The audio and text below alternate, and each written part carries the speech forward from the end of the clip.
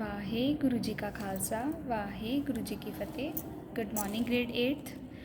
हाँ जी, आज हमने हिंदी का पहला चैप्टर करना है भविष्यत। ये कविता है, ठीक है। इसके कवि हैं मैथिली शरण गुप्त। तो मैथिली शरण गुप्त ने इस कविता में क्या बताया है, उन्होंने इसमें बताया कि अंधविश्वासों का जो है वो व्यक्ति को त्याग करना चाहिए, ठीक है, और लोगों को एक दूसरे के सुख दुख में भागी बनना चाहिए, ठीक है।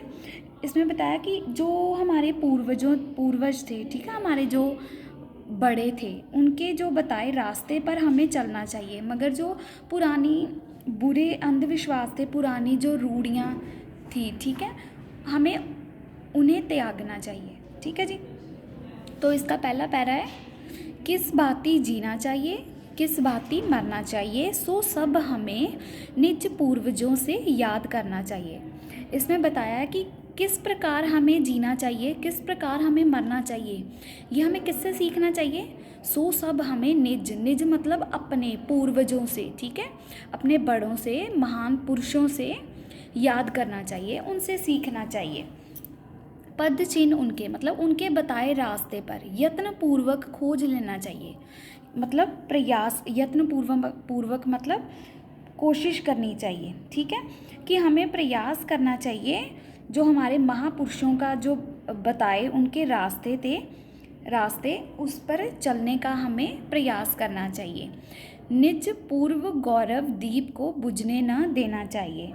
जो हमारे देश का मान सम्मान है, जो गौरव है, हमें उसे ख़त्म नहीं होने देना चाहिए, ठीक है जी।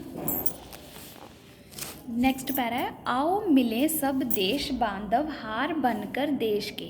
कहते हैं हम सभी इकट्ठे मिलकर रहें, देश बांधव हार मतलब देश के गले में पड़े हार की तरह, ठीक है। साधक बने सब प्रेम से सुख शांति में उद्देश्य के।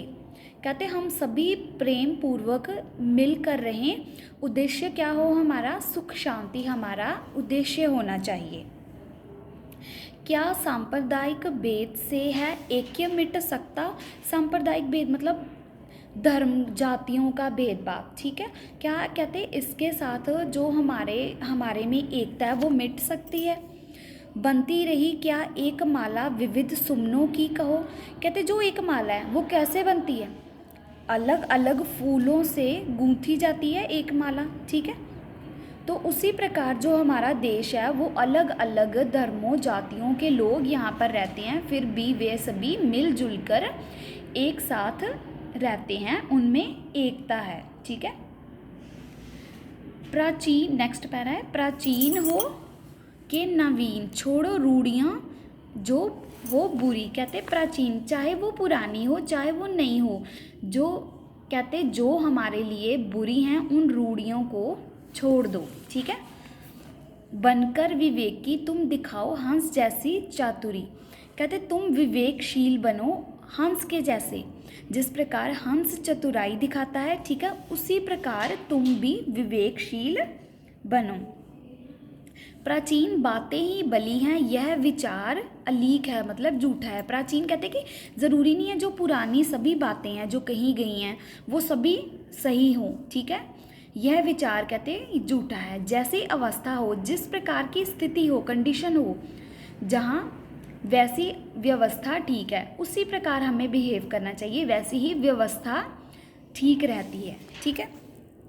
नेक्स्ट है, मुख से न होकर चित्त से देशानुरागी हो सदा। कहते हैं सिर्फ बोलने से ही नहीं पता चलता कि आपको देश से प्रेम है, मन से भी आपको देश से प्रेम होना चाहिए, सिर्फ बोलने से नहीं, ठीक है सब स्वदेशी बंधु उनके दुख भागी हों सदा।